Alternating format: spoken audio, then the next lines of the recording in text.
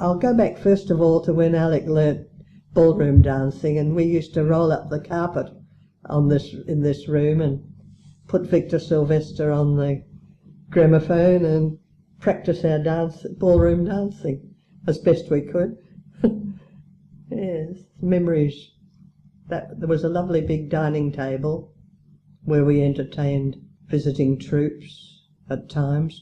Yes, my parents were very hospitable.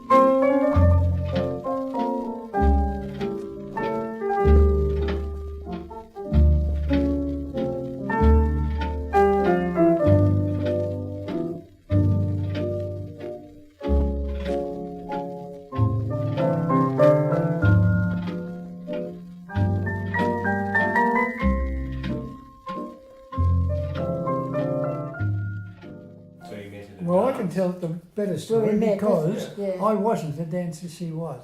She was like a flying machine on the floor, still is.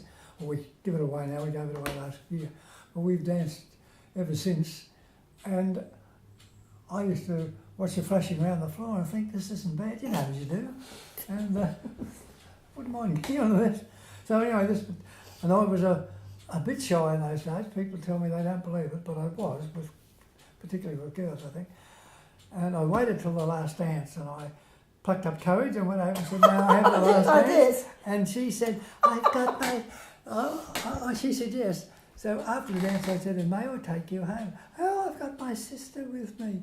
And I said, as from memory, I said, "I don't want to take your sister home. I want to take you home." But of course, we had to take the sister home because she was in charge. So we walked. That was another walk straight along Railway Road to Blanco Street, and then up Blanco Street. And as I said, and I'm not telling a story, got to the gate. What a waste of time it was. Just put my arms around her, and this voice came out of the air. Oh my God! Nearly jumped out of my trousers. Mum thought I was there too long enough as it was. So 3 flaming minutes. God, blimey.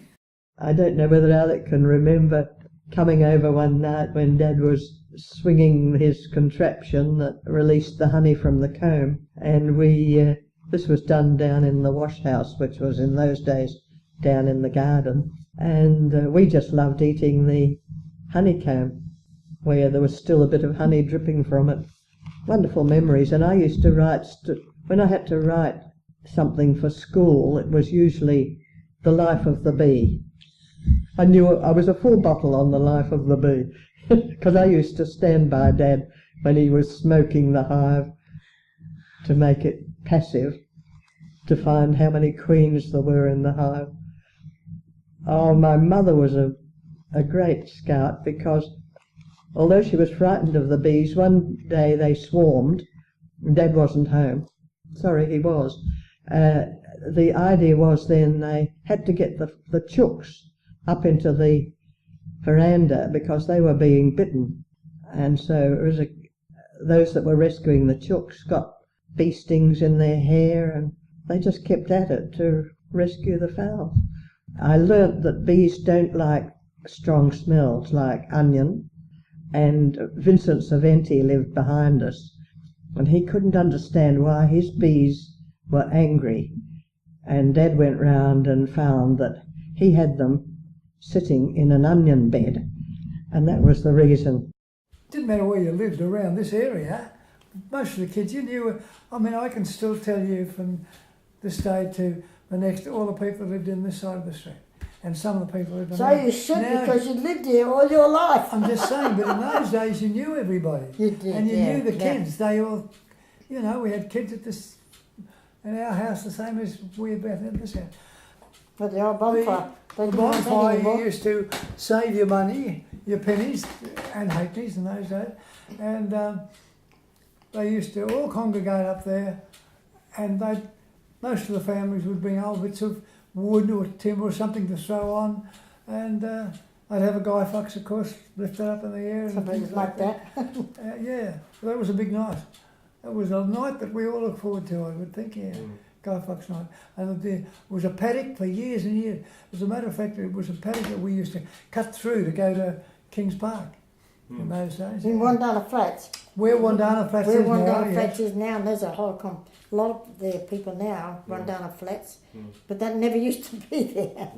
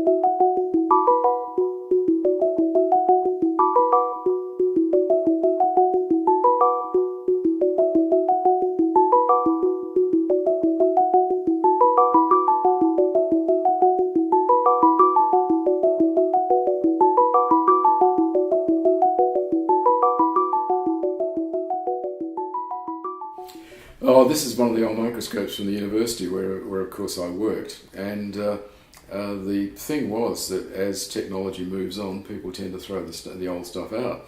These were beautiful old brass instruments, and I discovered one day that the guy down in the workshop was sawing them into pieces and using the rack and pinion out of them to make little other things that he needed. And I thought this was terrible, so I purloined a couple of them and I've kept them ever since. They're just beautiful bits of old 19th century craftsmanship. Some of them, that one I think particularly is a Carl Zeiss. So they're lovely instruments and they should not be thrown away, and certainly not cut in half with a hacksaw. That's a photograph of my partner, looking very, very glamorous, and when she was 21. On the way to England, because in those days everybody had to go to the old country. We all did our stint overseas, and that's from a photograph in the West Australian, because in those days the social column had who was actually catching the boat to England or not. Yes, this was a project we were doing on silver eyes, little tiny birds which are best known for attacking grapes in Margaret River. And the project started because one year the silver eyes wiped out all of the crop, and as I was a zoologist I was approached because people thought we should know some way to stop birds doing this sort of thing, because the problem was that we knew nothing about silver eyes and why they attack grapes at all. And in the process we discovered they live for 15 years, and that's where the photo comes in. That's a photo of an X-ray. We're X-raying the skulls of the birds, and from this we're able to get an idea of their age.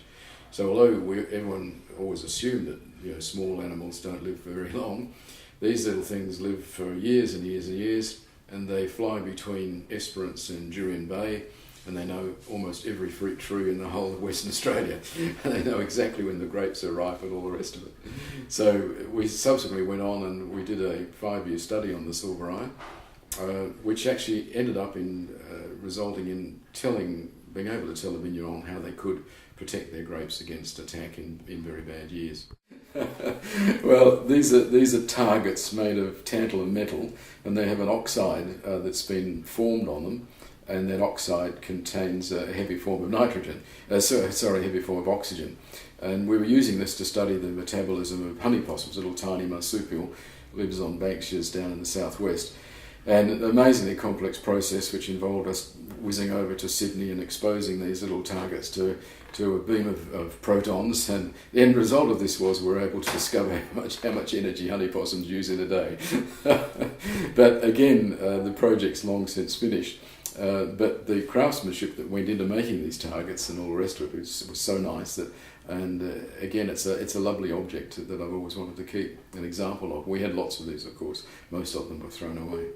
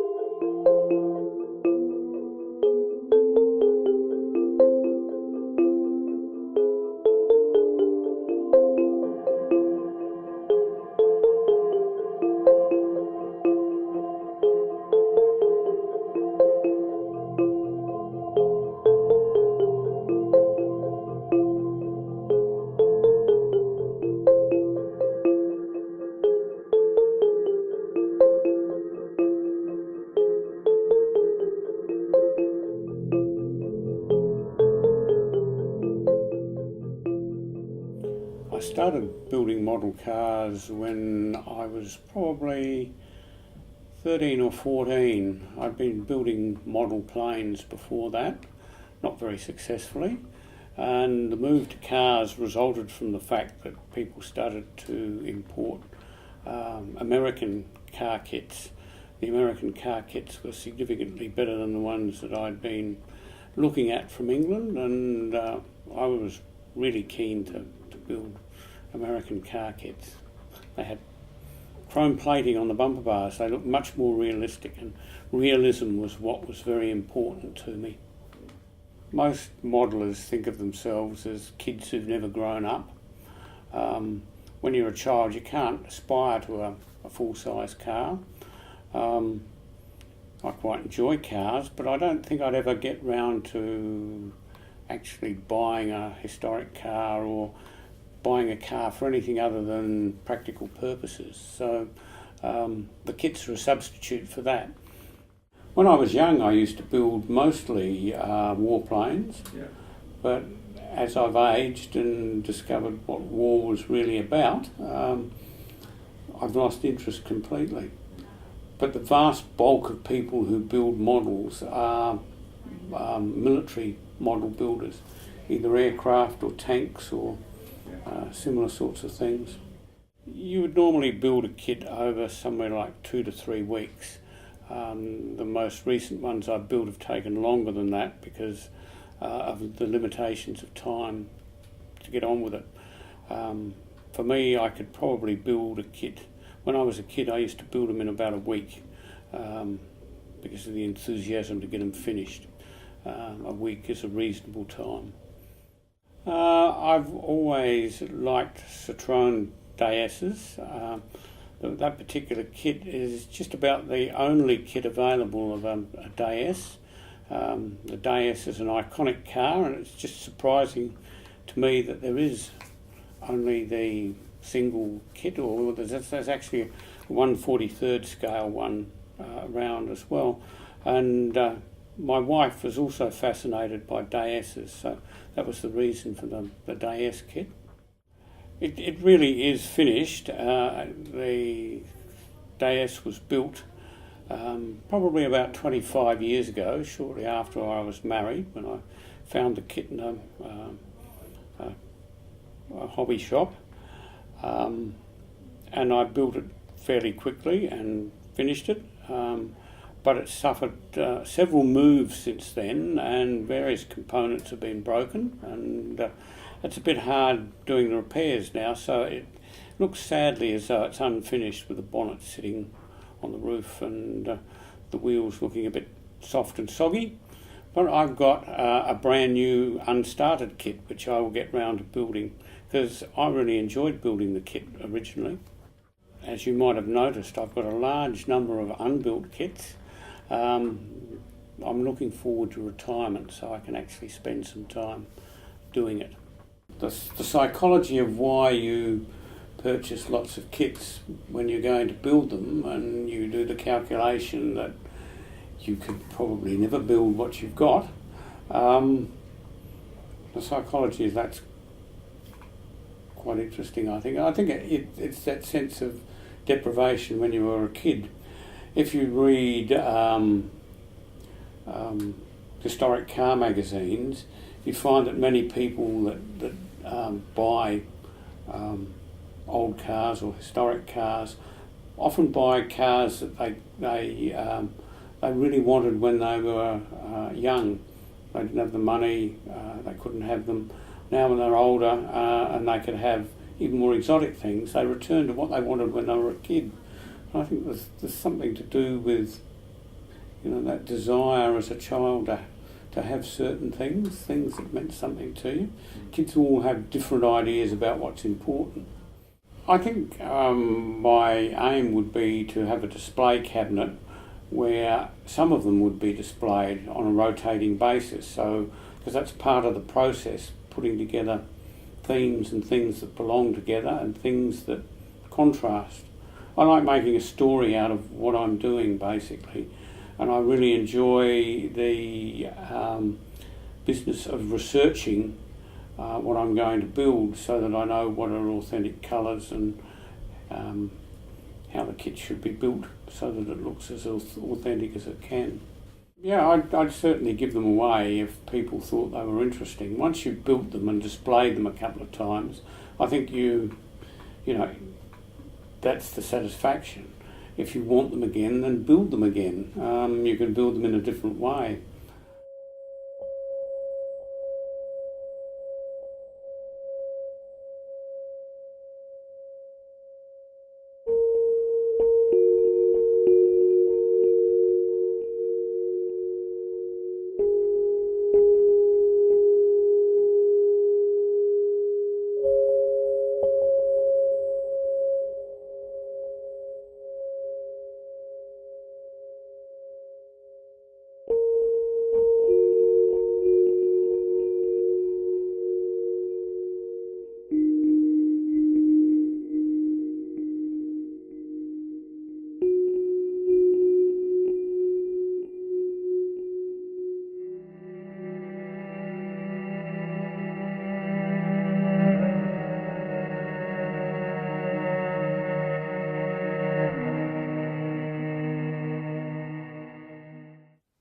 my wife, my first wife, her music teacher and she were very close.